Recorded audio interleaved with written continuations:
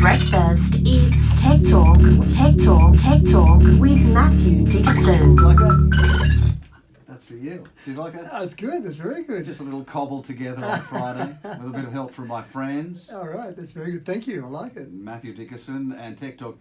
Some popular home security cameras you reckon could allow would-be burglars to work out you were leaving the building. How does this work? Yeah, it's pretty incredible. That's scary. It is scary. And the thing that really frustrates me about things like this is that you get some burglars who are actually very clever, very talented, and they turn their talents to bad users. So to actually do this, the burglars can be fairly clever. So what they do is they sniff the internet, which sounds like an interesting concept. But basically what they do is they'll sit outside someone's house and they'll put Whoa. What, outside in a van? Outside in a like van, in Swordfish the movie?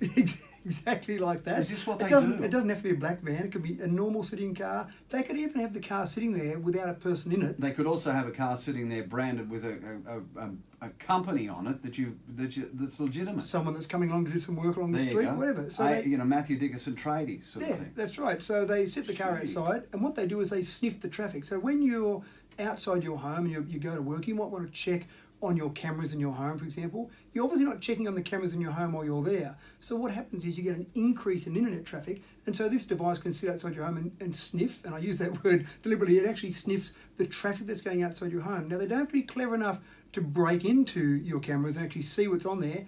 They just notice an increase of the type of traffic that a camera produces. By traffic you mean humans? No, by traffic I mean internet traffic, because a lot of the cameras, the great part about the modern camera is you can sit at work and sit on the beach in Fiji and actually look at your cameras around your home. That's right. But the clever burglar realises an increase in traffic, so they say, I know the person's away from home now, now's the time to go and break into that home. Really? Yeah, so now I think this would be targeted because a burglar that would see some camera equipment or sniff some internet traffic from camera equipment would obviously say, I might go to the next door neighbour where they don't have cameras. But if they want something in particular, for example, they see a car pull into a driveway, they go, gee, I like the look of that car, I've got a bit of an inkling for that car, or I've got an order for one of those cars, I'll wait till they got an order for one of these cars? Well, that's what happens. Usually when something's stolen, it's already been bought, hasn't it? In a lot of cases, exactly right. Yeah. So they then sniff the internet traffic, they wait till there's an increase in that internet traffic, and they say, Billy Bloggs is now away from home, I can go in and I know that no one's there, otherwise they wouldn't be looking at the cameras inside the house. If someone was there, now's the prime time to break in. So you can turn on your alarms, can't you, from a great distance? You can turn on your alarms, but they wouldn't pick up that traffic because that's only a very small packet of data that's sent, and it's basically something that you wouldn't pick up if you're sniffing internet traffic. But the thing with a camera is it's a large volume of data because cameras produce a lot of data, and it's of a certain type of data. So they can actually detect that type of traffic's being sent, and they know that something's happening there where someone's looking at cameras. I think no one's there, otherwise why would they be looking at the cameras? So what do you do? It's a good one, isn't it? Cameras are a great tool to have against burglars, but I think one of the things that's important in this scenario is be aware of it. That's the first thing. You can dress up your traffic and make it look like something else. You can use VPNs, for example, that encapsulate that traffic. Well, a VPN creates a virtual private network between point A and point B, so that it all is like it's inside a container. So in other words, like a parcel, you send a parcel, you can see it's a brown box, but you have no idea what's inside there. Normally you can see it's a transparent box, you can see what's inside the traffic. But putting in a VPN is one thing, but I suppose being aware of it is the most important thing, Richard. If you put cameras in your home, whoever you're buying them from, just say, could someone sit outside my home and sniff this traffic? What can you do about it to fix that problem? Because it's not something that's easily solved by Joe Blow at home who goes, I'll put up these cameras and flick the do not sniff switch. Yeah, could they follow you home? I think that'd be a bit harder. You've really got to basically know something a bit more about the person, about where they are, what sort of tool or device they're on. Are they on a computer, are they on their mobile phone, iPad, that type of thing? How did you come across this, Matt? I do research on this sort of thing every week. Like I would spend probably 8 hours a week just reading about what's new in technology, what developments there are to make sure that I'm on top of things. Again, and I can't know everything about everything, but trying to stay on top of technology, it's a challenge, and I enjoy it. I enjoy technology, so it's good fun. And Mathew Dickerson, isn't a matter of you've got it, they want it. Huh? Yeah, you're spot on. That's exactly right. But even, what about alarms? You've got alarms in your house as well. When they break in, don't the alarms go bang, crash, hit? Yeah, and if you've got back-to-base alarm... A lot of these things, alarms, for example, are really there to just push the person next door. You can get past an alarm, you can get past cameras.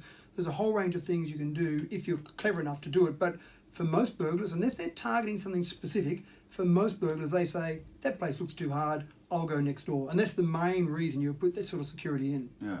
Now, is there truth in the chatter, Matt, that your vacuum cleaner can indicate where you go in your house? Tell me more. What's the chatter that you've heard on that one? Well, I've heard that, if your Zoom or whatever it's called goes from room to room, it can actually, it's a remote control. Yeah, yeah. So it's got to have a satellite connection somewhere, hasn't it? No, it doesn't have a satellite connection, and I haven't heard this one, Richard, so that's good. I'm glad you brought it up, because most of the vacuum cleaners work on, the remote vacuum cleaners work on a randomisation. So what they do is they have constraints, either electronic constraints or physical constraints in a room, and they just undock themselves from their docking station, and they start they start vacuuming randomly around the house. They bump into things, they get to electronic sensors, they stop there.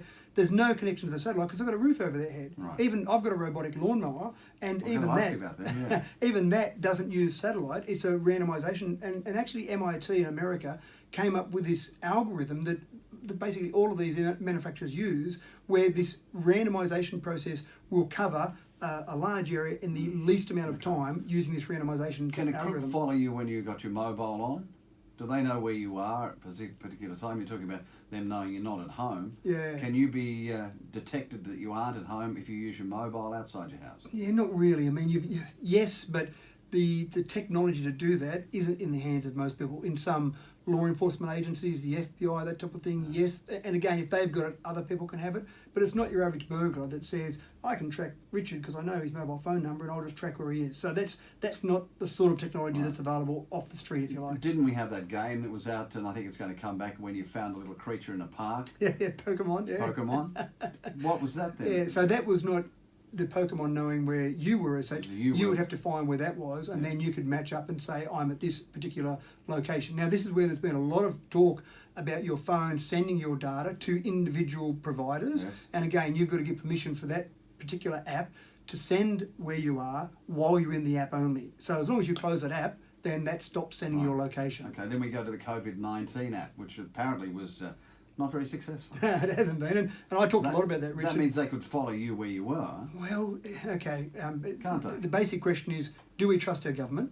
If you say yes, then the government told us that they do not trust, they don't trace. That's a leap of faith, Matthew. It is. But they don't trace, what the government tells us, they don't trace your location with the COVID-19 app. What they trace is where you are in relation to other people with the app. So you and I are close together, so we exchange Bluetooth information to say Richard and Matthew are close together, but it doesn't say that we're in the 2DU studios. So that's if we trust our government. I have no reason to say anything else otherwise, Richard. What's that finger you got crossed? So going back to your home security, what should you do to make sure that you aren't being pinged by the van outside? Yeah, look, I think the crucial thing is being aware of it, being alert about it, and talking to whoever you buy your equipment off to say, can you tell me whether or not this is possible and what can I do to address it? Because there are some steps to address it. They're fairly complex. I won't waste your listeners' time by going into the nitty-gritty detail of all that right now, but that's the sort of conversation you should have with your provider to say, hey, can you just give me some peace of mind And they here? will? Yeah, I would hope so. I would hope any of them would be able to say the likelihood of it happening or what you can do to address it. But again, it's not something I don't expect to see lots of dark vans parked outside people's houses around Dubbo. It's the sort of thing that's possible just to be aware of. And we put these things in to feel safer, but you just need to be aware of the big picture of maybe we put them in to feel safer, but maybe there's some other implications of those things as well. Oh, gee, the criminals have gone far beyond steaming an envelope open, haven't they? Ah, they have. And that's look, one of the most interesting talks I ever had at a conference was at a Microsoft conference years ago, and the guy they had talking worked for Microsoft. He was a convicted felon. And he had been a hacker and finally not quite good enough because he got caught, spent some time in prison. But he gave a 1 hour talk about the methods that he used to get into various corporate networks. And it was fascinating. And it seemed so simple when he described it. It was looking up the IT person's date of birth and his interests and then using some of those in combination passwords to get in. It was just things that you went, wow, that sounds really simple. But this is a guy that did it for a living. And I say for a living in inverted commas. He did make good money out of it until he ended up in prison. Yeah, probably not the way to go. No, that's right. Matthew Dickerson, thank you. We'll talk again next week, Yeah, Richard. now look out for the black vans in the street, I can tell you.